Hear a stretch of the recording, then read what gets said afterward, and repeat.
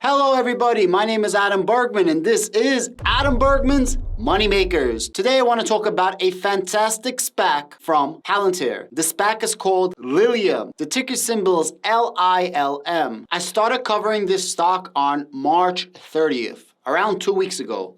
The price on March 30th and the price today is pretty much even. It's right around that $3.70, $3.80. Yesterday Lilium had a nice run up. And now Lilium has a nice run down, and it's fighting this bear and bull market.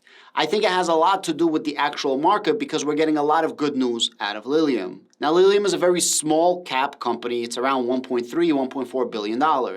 What they do is they do something called EVTOL, which is electrical, vertical, takeoff, and landing. And all that means is you have an electrical plane that can go up and down.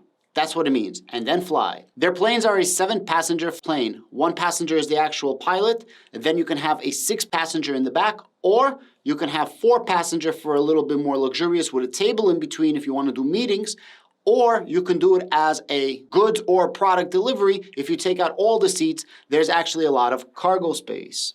The whole point of this is most of the energy is used for takeoff and landing, and while you're flying, you don't use a lot of energy from those little jets. It has 36 jets that are combined on the actual airplane, and it makes it look like an actual jet. A lot of EVTOLs look like drones or little helicopters. The size of this jet is the size of a helicopter so that they can use any helipad within the world. However, in the future, they are trying to make a 16-passenger larger jet in the future. But all of that is definitely in the future. Right now, because it's such a small cap company, it doesn't even have to perform for the price to go up or down. It just has to have some news of moving forward with what they're trying to do. Last week, I made a follow-up video telling you that they are beginning test flights in Spain. The test flights will be full test flights showing you exactly what they could or cannot do. They're claiming a speed of 175 miles per hour and a distance of around 150 to 155 miles. They applied yesterday to the EASA, which is the European Union Aviation Safety Agency. It's like their FAA. And I want to read you this article. That's also one of the reasons why the price went up yesterday. But I do believe in this company, especially because it is a SPAC by Palantir using Palantir Foundry software. So I must believe in my biggest conviction stock, Palantir, that they found a really good SPAC to invest in. Now, Palantir did invest into over a dozen different SPACs. I don't believe in all of those SPACs, and I don't research all of those SPACs, but I do own 2. I own Lilium, Lilm, and I also own WeJourney, WEJO.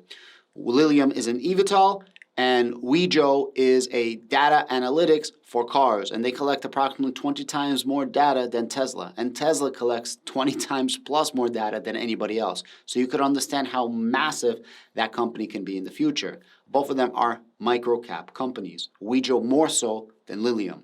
Let me read you this article and let me know what you think. Means of compliance proposals submitted for Lilium Jet in latest milestone on path to type certification.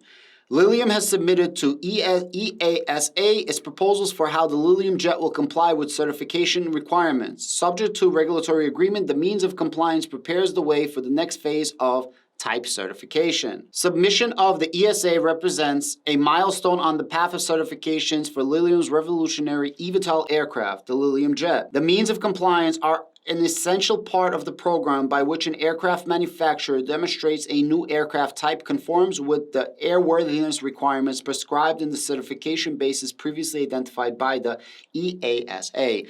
Basically, they're trying to prove that they comply within the parameters of the EASA, or what the European Union says you're allowed to fly. And if they do that, you essentially get a certification. I don't know if you guys ever do construction or you guys put in windows into your homes, but there's always something called a UL number or an R rating. Those ratings are established by the federal government. This is similar to this. You need a rating for your plane to use it, just like cars and car parts, so on and so forth. I'm sure Elon Musk went through the same thing with Tesla, and a lot of other manufacturers go through the same thing. EASA's type certification process consists of the following main steps. 1. Technical familiarization and certification basis. 2. Establishment of the certification program. 3. Compliance demonstrations. Lilium completed the first step and received an its EASA certification basis. In 2020, as part of a second step, EASA and Lilium are required to define and agree on the means of demonstration compliance of the aircraft type with which requirements of the certification basis submitting means of compliance proposals to EASA represents an important milestone towards completion of that second step. Before any newly developed aircraft model enters into operations, it must obtain type certification from the Responsible Airworthiness Authorization. Okay, in very, very plain English, they are doing what they're supposed to be doing in order to get clearance to fly in the European Union.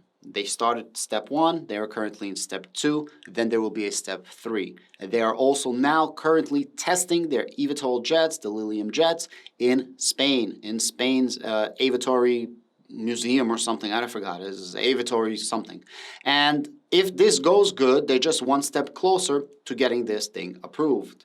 If they don't get it approved, well, this company is going to crash and burn. However, if they do get it approved, the price should shoot up. Like I said, getting the final contracts for people to actually buy your jets, that's the last thing, and that's when you can actually start doing numbers. Right now, I feel like this company can go to a $5 billion market cap, and I'm just throwing the number out there, just by pure completing what they're supposed to be doing, filing documents, getting approval, so on and so forth. Every single step on that way is a step in the right direction. That is the vision that they have. That is the path that they have. They are bringing something brand new to the market. And if you haven't seen my other videos, I truly suggest that you do watch my other videos. I'm going to link a couple of them at the end of this video. Guys, I don't think anybody is actually covering LILM. Nobody's covering Lilium. So if you're an investor in Lilium, I truly ask you, please click the like, share, and subscribe. And if you're an investor in Palantir, please click the like, share, and subscribe, because Lilium is a SPAC of Palantir. And if Lilium does good,